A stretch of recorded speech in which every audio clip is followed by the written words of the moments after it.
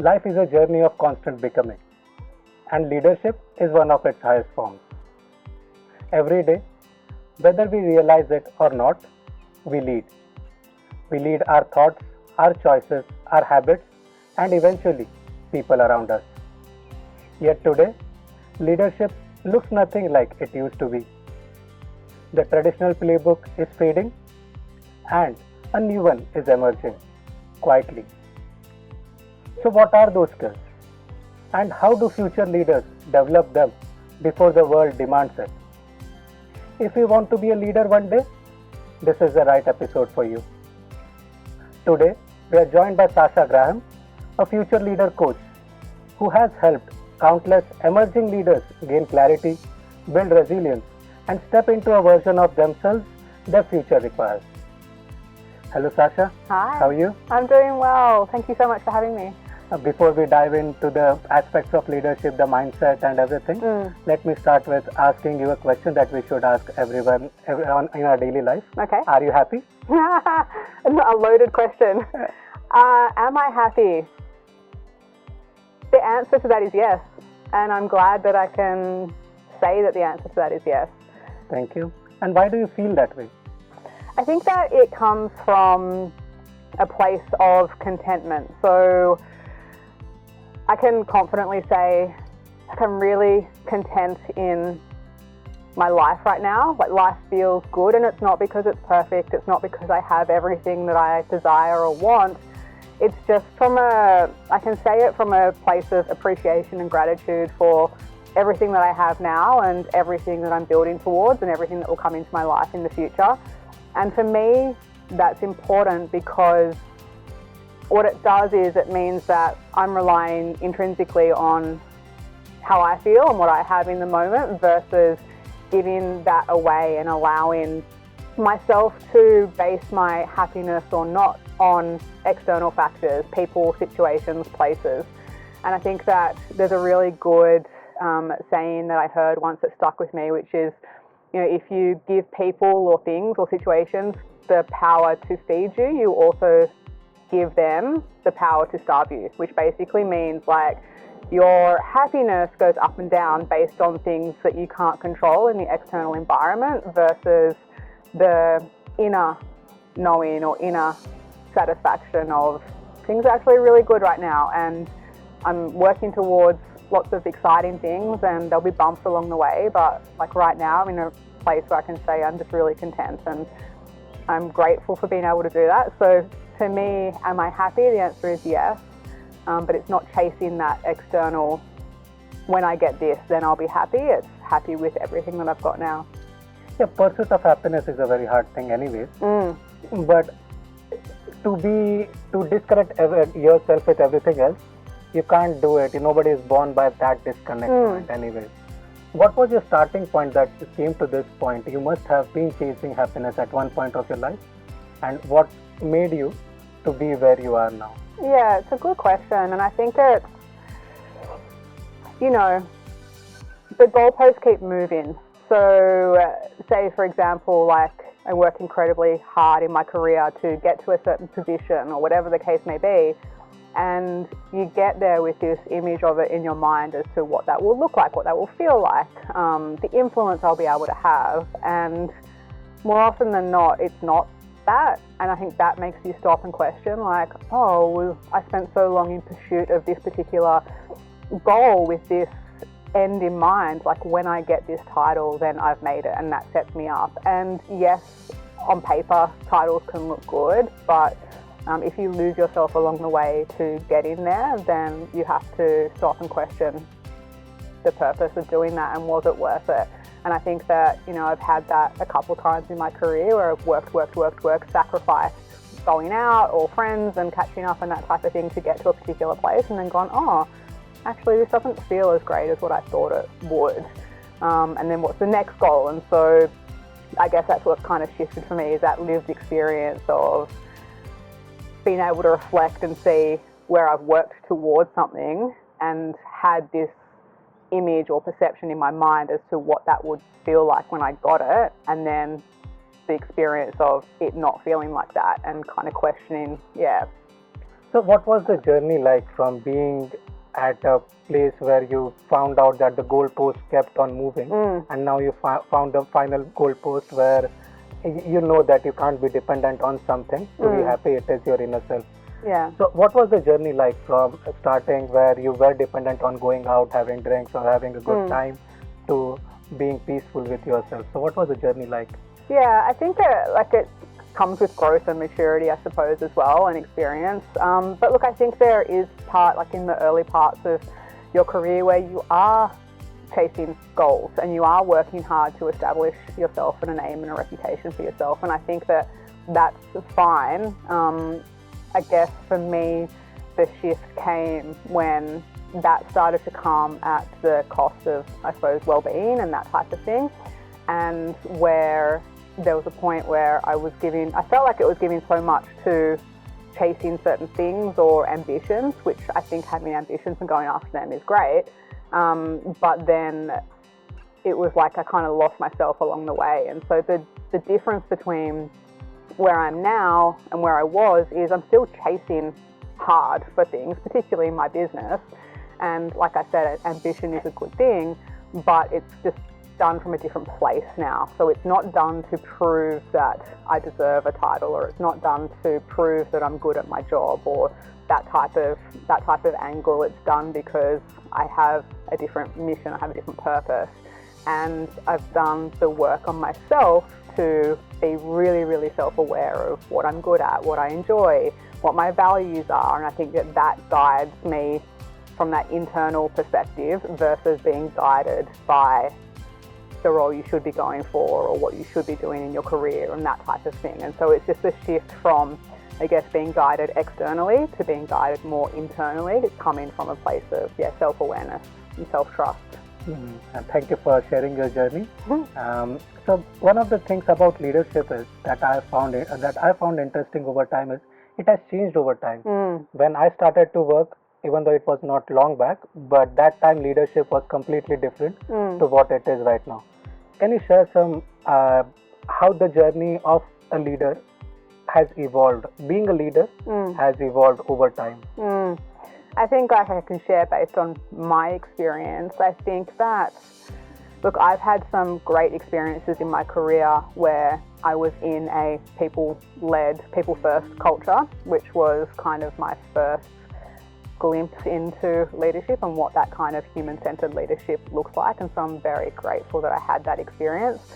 I think that what you're talking about there with that shift is this shift from command and control to people-first leadership.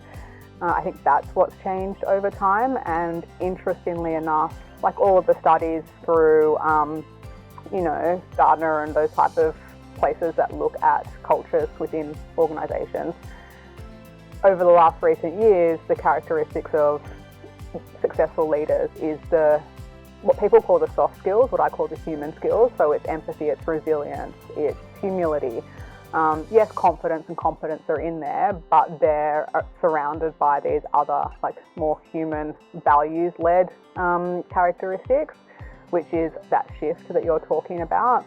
And yeah, interestingly enough, like, I think that I asked a question of my audience recently, which was around what makes, in their mind, great leadership. And overwhelmingly, the answer was how they treat their people. And so I think that we're seeing that shift, and we have been for a while now, but I think it's almost at the point where it can't be ignored now. I don't think people are going to be okay with that command and control, results-driven kind of leadership or behaviours in organisations. It's inevitable, like there is going to be aspects of that, and results are always important, of course, in business. But I think that there's now a calling that comes with a heavy focus on behaviours and values-led leadership.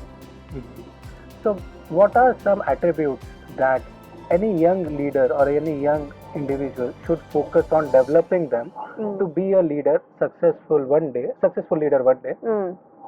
It's not that everyone who tries can reach there, but at least give themselves a 100% chance, if not more than that, a chance to be there and be successful if they reach at that position.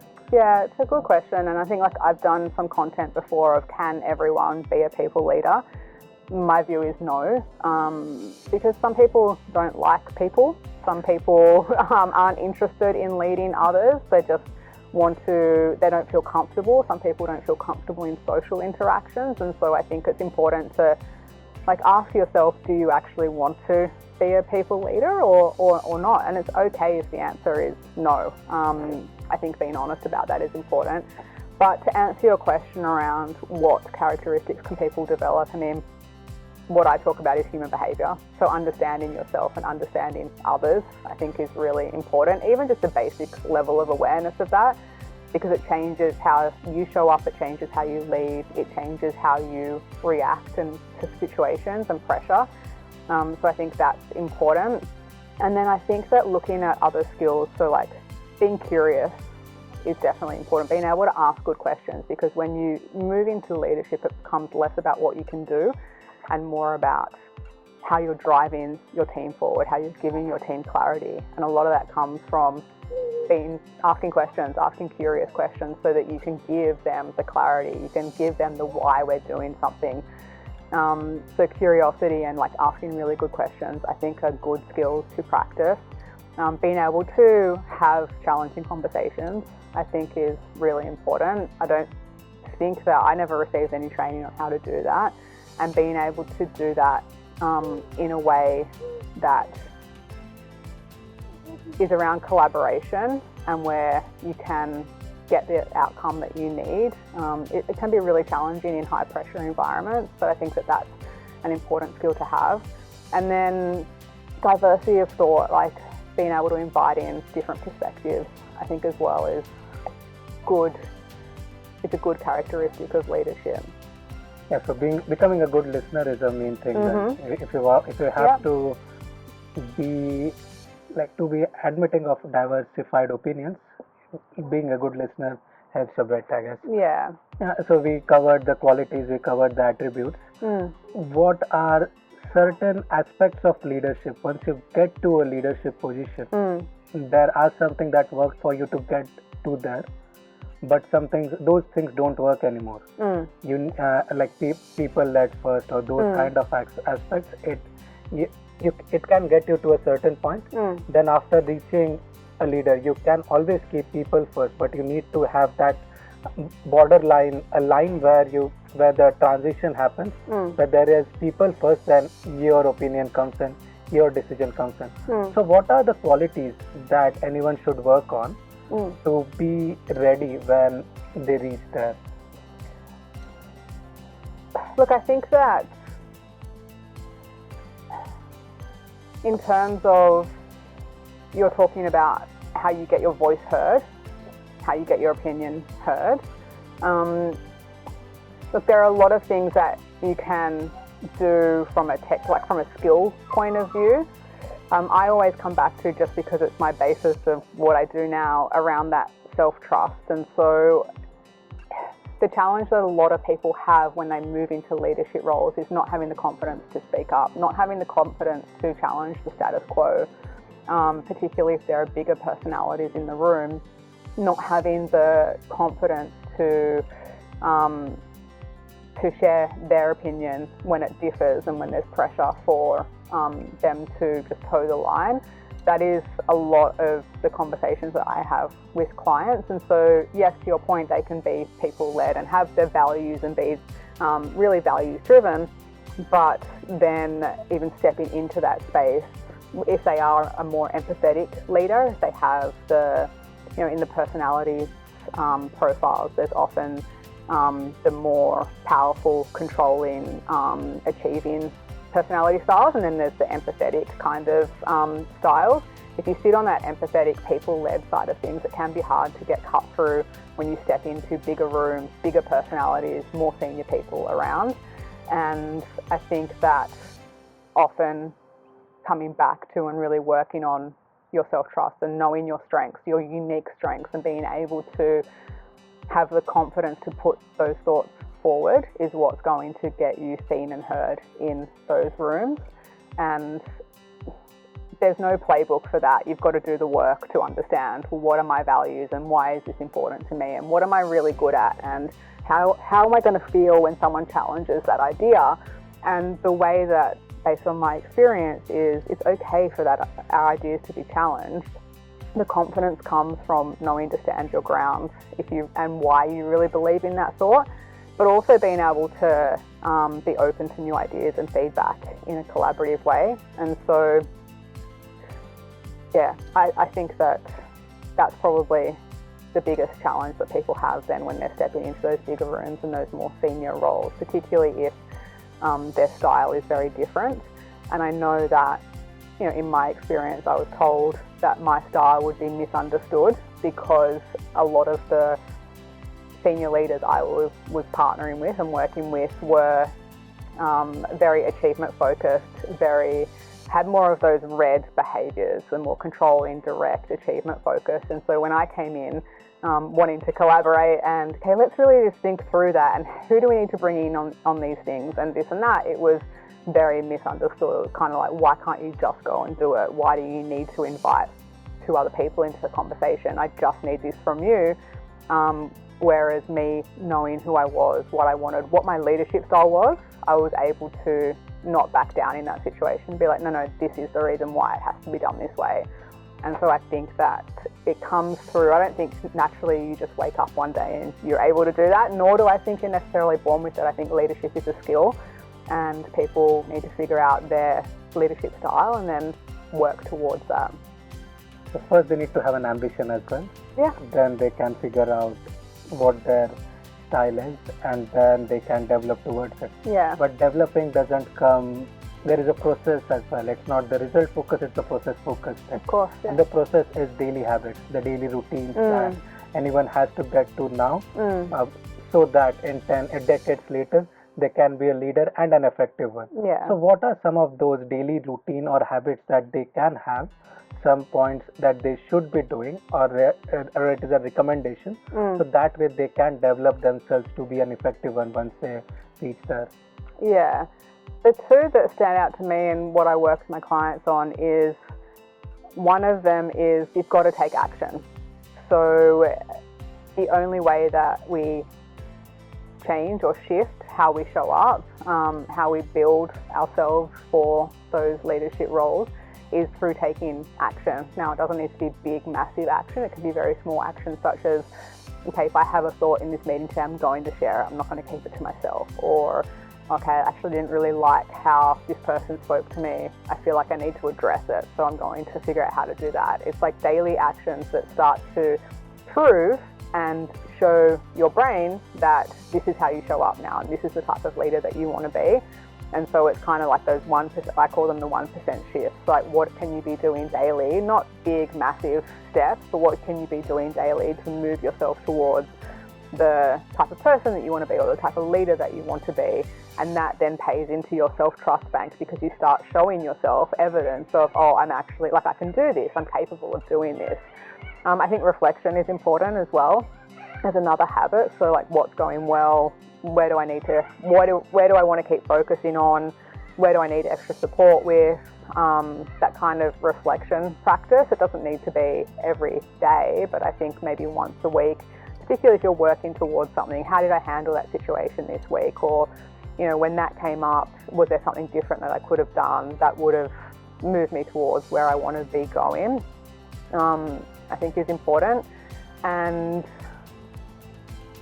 there was another one that I just had in my mind. Oh, learning, continuing to learn. I think that one of the things that I noticed throughout my career is I waited probably too long for people to give me opportunities to either learn or to do new things or to take on new roles. And I think that what I would say is, like, don't wait for people or for things to show up for you. Now, I was fortunate. I had a lot of training throughout my career just based on the companies that I was at, but I know that there are a lot of people out there who aren't receiving that, and so there's no learning happening. There's growth in their role and what they're able to do, but there's no learning happening. And so what we kind of find then is that people are in leadership roles basically just doing the same thing that they were doing when they were in a more junior level role, doing the doing. It's now I'm still doing and I've got people to lead. So it's just like a bolt-on versus being versus being a really intentional step. So I would say that continue to do that self-learning, seek out leaders who you really admire their style, watch what they do, figure out what you don't want to be like, read the books, go to the extracurricular stuff. So that would be one as well that I probably didn't think about until later. Yeah, reading is important, I would say. So, and how important is public speaking to be an effective leader? Because nowadays leaders have to do less but communicate more. Yeah, I think it was still, since the inception of leadership, they had to communicate, they had to be a good orator. How does that public speaking help in being an effective one, and how can you develop on those? Are there any ways to develop on public speaking skills?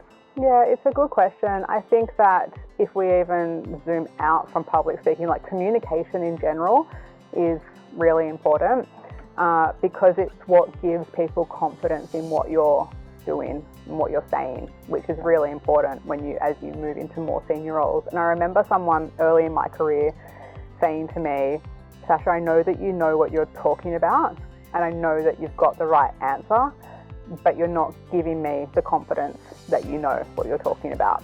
And so that was a kind of like, aha moment for me in the sense of communication and how important it is to speak with conviction around your ideas. Doesn't mean you have to be so firm and fixed on I'm right and this is the only way. It's around here's my idea, here's why I back it. And I'm open to other thoughts, and saying that with conviction and really trusting yourself. Because I mean, if someone comes up to you and says, I think this is maybe what's going on, but I don't know, but you tell me, you're not going to have a lot of confidence in what they're sharing with you. And so I think that zooming out from public speaking to communication more broadly, written and spoken, is really important. And then in terms of public speaking, yeah, of course, you see great leaders who are able to get up on stage, who are able to tell stories, who are able to share their vision, their values, what they believe in, why you're all working towards something. And the difference between getting people on board and believing in your vision and not is how you're going to be able to communicate that. So yeah, I think it's absolutely important. I haven't personally done any public speaking courses. I think that how I've gotten comfortable with that, even in what I'm doing now with content and speaking to camera, I hadn't done that before. It just comes through practice and repetition. And again, those 1% shifts, like how do you challenge yourself daily or weekly to practice that skill? I think that, if it's something that someone has a lot of fear around, then yes, a course on doing that would be really helpful. If there's no fear around it, it's just a lack of confidence, then it comes through practice. So for someone who is listening to us right now, who wants to upgrade their leadership potential by bringing some life changes, would you recommend to help develop that right mindset to be there? Because having qualities and aspects are a different thing, but having a right mindset is what makes you achieve something, and mindset has to be developed as well through some processes. So what are one of those ways to develop that right mindset to be a good leader someday? Yeah, it's a good question, and I think that mental resilience is definitely part of it. And what I mean by mental resilience is a lot of high achievers, what we're really good at is focusing and getting our work done, and we're often working really long hours, but with that then leads to burnout, unfortunately. And I'm not saying everyone will experience that. What I am saying is that from sooner rather than later, being aware of how you manage your mental well-being, because once you start to lead teams and lead people, the responsibility becomes different. You need to be showing up for your team. There's a lot that's going on, and in fast-paced cultures, it is very easy to get, sucked into the vortex, and you just feel like you're constantly running to keep up. And so, a lot of what I talk about is around brain science and neuro leadership, and part of that is there's this really interesting model, which is the healthy mind platter, which is essentially the 7 mental nutrients, to having a healthy mind, which is important if you want to keep showing up and you want to keep achieving and you want to have some sense of enjoyment and fulfillment. We're not working because we want to be burnt out. We're working because it funds our lifestyle that we want to have. It, enables us to do things that we want to do, and it helps us achieve. And so just as you wouldn't, I guess, eat only pizza and expect to feel good, you can't work 12 plus hours every single day and survive on no sleep and caffeine and expect to be showing up as your best self. And so the Healthy Mind Platter is around building daily habits to help your mind, like your brain, be well, basically. And so that involves sleep, it involves physical movement, focus time, downtime, play, social connection, and mindfulness. They're kind of the 7 different aspects, and what it is recommended is that you pick one from each every single day so that you build that really nice platter. And it came off the back of the food platter. Sorry, I'm getting that wrong. What's the recommended vegetables, protein, fats, that recommended portion? Yeah, I guess there is a different word for it that I can't think of right now, and they created this to be the same kind of thing. And so it doesn't need to be big. You don't need to be doing ice baths or running a marathon every day to keep your brain well.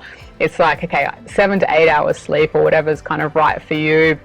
Maybe focus time is 90 minutes of focused work and then give your brain a break. Playtime is doing something fun that you haven't done before that just allows that inner child to kind of come out. Maybe it's going down to the park with the kids and actually being involved in that.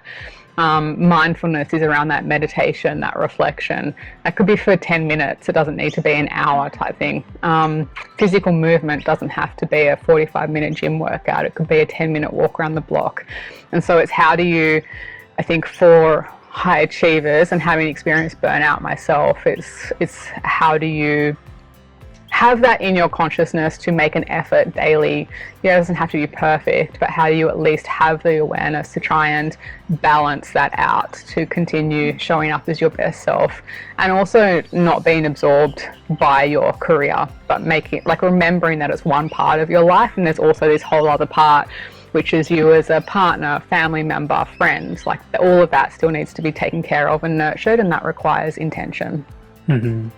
Yeah, mindset is one of the main things that can make those shift. And developing mindset, it is a process too, where you feed your brain, where you feed your mind with right nutrients. Yeah. And then that will actually help you to be even if you are not a leader one day, but it helps to develop your everyday life. Yeah. And if you're happy every day, it doesn't matter where you are, you're always happy then. Yeah. That is one of the things that I think about happiness and mindset. Yeah. That is why doing the right things is the right way to go towards that. Yeah. In case of any advices, is there any advice that you would give to be smart in some of the decisions that you take? Yeah, I think that having an awareness of smart beyond your technical skills, I think that if you're in a particular role, you're technically capable of doing that. And I think it's important to be able to continue to improve your capability as you move through different roles. But being smart is more than just being technically brilliant at what you do. And I think that that's the distinction for me, for people to remember. And that then leans into the people side of things. And so being smart is not working harder, it's working smarter, to your point, and it's being able to assess what's needed in that particular moment. And in that particular moment, it might be challenging why something needs to be done, or getting curious. Like those qualities we talked about earlier, like how am I getting curious around, does this feel right, does this not feel right? Understanding what your team needs in that point in time, understanding what's missing, being able to read between the lines and figure out what's not being said. I think they're some of the aspects of working smarter, not harder. Challenging priorities rather than just taking everything at face value and overloading yourself and the team, like really questioning what decision's going to be made off the back of this. So they're some of the things that when I think of working smarter, not harder, is what's actually going to move the needle here versus trying to maybe do everything, and thinking of smart beyond just your technical capabilities. And if there's any young leader who wants to summarize the entire episode to take out some things that they can directly plug in their life, what would you want any young person to take into their life as in general, so that it will be helpful for them in future then? I think the first one would be, it's really important that you can advocate for yourself. No one's coming to give you the next promotion. No one's coming to give you the achievements, and working harder at it is not always the answer. So responsibility around self-advocacy, and that comes from knowing yourself, knowing your strengths. So like, do the self-learning to figure out who you are, what's important to you, why that's important to you, what you're really good at, so that you can speak up for yourself, advocate for yourself when it matters in job interviews, in performance reviews, because otherwise what can happen is you just absorb what other people are telling you that you're good at. And you can kind of lose your authentic style and your authentic self in that sense. So one would be just know yourself, advocate for yourself, that self-leadership aspect. And then the other one would be, evidence comes through action. And so in order to get better at what we're doing, in order to move closer towards our goals, it's all great and well to want certain things, but taking action towards it is what's going to move the dial. So it's going to give you the evidence that something is possible. Thank you very much for that. Could you, I noticed something on your LinkedIn profile about 1% shift. I'm a member of that, so I get those emails. So I got those emails, so those 11 emails. I've gone through it. Can you speak about it for some time so that our listeners know what is that 1% shift and how is that helpful in corporate life or in a personal life? Yeah, perfect. The 1% shift I love. Obviously I created it, but it's an email series. It's 11 days, and what it is micro actions that get big results. And so it's about getting off autopilot, being open to new perspectives and new ideas, and giving people something really simple and really actionable to do and try out every single day. To, I guess, it's small enough that it feels achievable, but the shift that it can have, the change that it can make, can be quite large in terms of your habits or your behaviors or your ways of thinking. So that's what the 1% shift series is, like micro actions, big results. And it's 11 days because 11 days is achievable. I think that we get so many emails these days that trying to keep someone's attention span for a 30-day series might not work, but 11 days is like, okay, maybe I can do that. I think they're great emails. I think there's a lot of value in them. And so yeah, I just wanted it to be something that someone can have access to. It's free, and it just gives you, it's for people who are like maybe feeling a bit stuck or feeling a bit like there's no momentum. They're doing great at what they're doing, but there's something there that's missing, and that's kind of like my intention with creating it was to like reignite that spark, reignite that fire, to give you a different perspective outside of what you're so focused on doing, which is often work. Thanks for watching. If you enjoyed this conversation, please like, share and subscribe to stay updated with more inspiring stories that can guide you towards a better future or help you enjoy the moment. Follow us on all our social channels for behind the scene contents and updates. Link will be posted in description. Thank you.